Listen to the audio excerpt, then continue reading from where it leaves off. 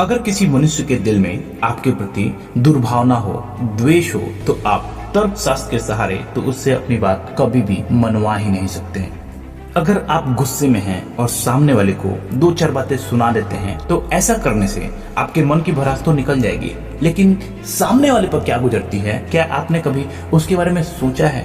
क्या उसे आपके इस बिहेवियर से खुशी मिलेगी? क्या आपके इस रवैये से वो आपकी बात मान लेगा? नहीं ना। डांटने वाले माँ बाप, फटकारने वाले बॉस, पति और चिड़चिड़ी पत्नियों को ये बात समझ लेना चाहिए कि लोग अपने विचार नहीं बदलना चाहते हैं। शक्ति के प्रयोग द्वारा आप उन्हें इस बात के लिए मजबूर कर सकते हैं कि वो आपसे सहमत हो जाएं। लेकिन यदि आप उनके प्रति विनम्र या दोस्ताना व्यवहार करेंगे तो शायद वो आपकी बात को आसानी से मान लेंगे।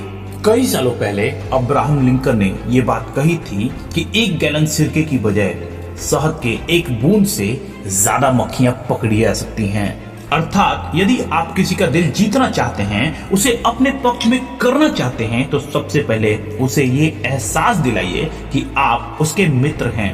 यही वो शहद की बूंद है जो उसके दिल को जकड़ लेगी। यही वो महान राह है जिसके द्वारा आप उसके विचारों को भी बड़े ही आसानी से बदल सकते हैं। किसी भी प्रकार की कोई आक्रामकता या अपने विचारों को किसी और के ऊपर थोपने का इरादा या किसी भी प्रकार का कोई दबाव बनाने की जगह दोस्ताना, सहानुभूतिपूर्ण और प्रशंसात्मक तरीके से आप किसी से भी अपनी बात मनवाने में सफल हो सकते हैं। एक बार सूर्य और हवा के बीच बहस होने लगी कि कौन ज्यादा ताकतवर है। इस पर हवा ने कहा कि मैं अभी प्रूव कर देती हूँ कि कौन ज्यादा ताकतवर है। हवा ने सूर्य से कहा कि देखो, वो कोट पहना हुआ बूढ़ा आदमी दिख रहा है ना, देखो कैसे मैं उससे उसका कोट तुमसे पहले उतरवाती हूँ। सूर्य बादलों में छिप गया और फिर हवा काफी तेजी से बहने लगी।